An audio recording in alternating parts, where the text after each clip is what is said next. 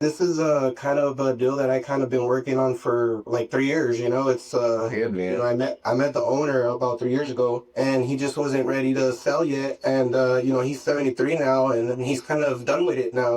He's ready to kind of give it up. And I met with him last Thursday. We walked the property, and it's like the epitome of the ugliest house on the block, or the ugliest property on the block. It was cool to go through the property with him. He kind of told me everything about it. All the problems that he's had in the past, and all the units are all occupied. The rents are super low. We haven't talked price at all. About 3 years ago, I was like at 600. Like that was my number. Just kind of going based off of like what he's getting in rent. It's looking more like 575. It's like you could only offer what the rents are going to bring in, right? I mean, Yep. I do know that he bought it 25 years ago for 250,000. He owes like 100,000 on it. Well, I'm pretty sure he's just been milking it, Right. And Honestly, like, obviously you want to ask the question. If it's something that you bring a deal to the table, it makes sense. There's enough meat on the bone. We see where we can bring in a value add to it. We would totally partner with you on it. Honestly, if we were able to coach you through and help you get financing to where you could just take it down for you and your son, we would be more than happy to help you get there too. So it's not one of those things where we need to get a piece of the action on this thing. If it's not able to get done, we can help you out. We can get you hooked up with some local community banks or help you navigate through your local community banks. We'll completely help you 100%. But honestly, you're taking the right approach to it. You developed a relationship. It's been 3 years. You haven't talked about price. There's an opportunity there, especially if you've been dealing with that guy for 3 years. You know the value. the property is kind of small, but there's enough space on that lot to possibly build like another 4 units.